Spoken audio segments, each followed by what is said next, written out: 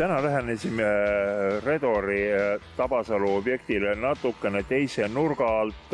Nädalaga on töö tugevasti arenenud, hakkab juba nii-öelda mingit pilti looma. See tähendab, et on täpselt õige aeg rääkida natukene pikemalt selle ehitatava hoone arhitektuurist. Iga ehitist vaadates tekib möödakäijal alati küsimus, miks just selle hoone arhitektuur on selline. Alustame siis kõige madalamalt tasemelt, miks parkimine maa alla? Väga lihtne põhjendus, sest kohalik planeering ütleb ette, kui palju on vaja luua parkimiskohti ühe hoone juures. See on kõikide hoonete puhul. Ja siin on täpselt samamoodi, kuna hoone ise on oma ehitusaluselt peaaegu kinnistu suurune, siis kuhu sa seal ikka teed? Maa alla.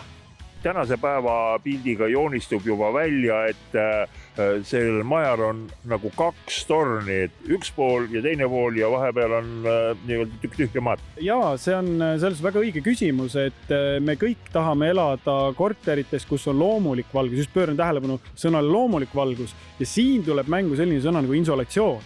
Et kui me oleksime ehitanud selle hoone sellise, nagu on ehitusalune pind, siis meil hoone keskel osas korterid, eluruumid ei saa tagatud piisava insolatsiooniga. Ehk nad jäävad pimedaks. Nende kahe torni puhul tekib ju aga selline asi, et kaks rihti.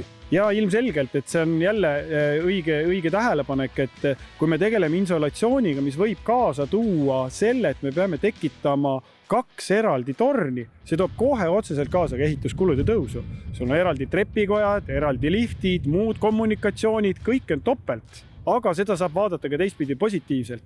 Jällegi, iga korruse peal on lühemad koridorid, vähem korterid koridori kohta. Ehk meil on privaatsem, meil on vaiksem, meil on rahulikum, meil on väärikam elukeskkond. Korterid lähevad kallimaks ka või suudad ikkagi hoida vastuvajutavat hinda?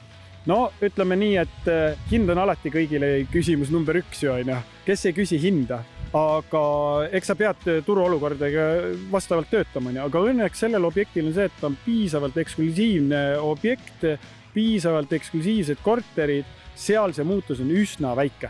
Hetkel meil jääb siia silma alla punane tellis, aga külgede peal on ka musta. Jaa, see on arhitektuur, et jällegi Retori on alati võtnud omale eesmärgiks, et arhitektuuri oleks igav.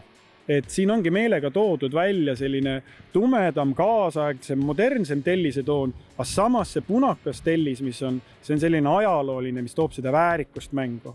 Ja samas, ütleme lisaks siis ka selle tellisfassaadile, siin on ka teatud osa, päris suur osa on klaasfassaadi, alumiiniumklaasfassaadi ja arvestatav osa on ka kindlasti komposiitkatematerjalidel, mis toob siis jällegi seda modernsust siia kõrvale juurde. Kaasaegsetel majadel on ka terrassid, joonised näitavad, et sellel majal tulevad ka terrassid.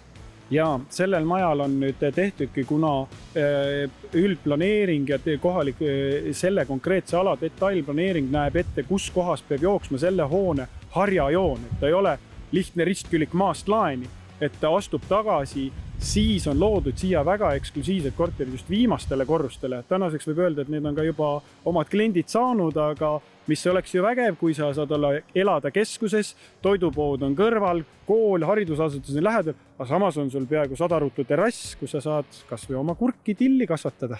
Kogu selle terrassi laudi seal on ikkagi sadevee ärajookse kogu see süsteem, et kui paned kasti ja taimekastid või väikse kasvuhoonekese paned ja kastad seal taimi, siis ikka üleliigne vesi saab ilusti ära joosta.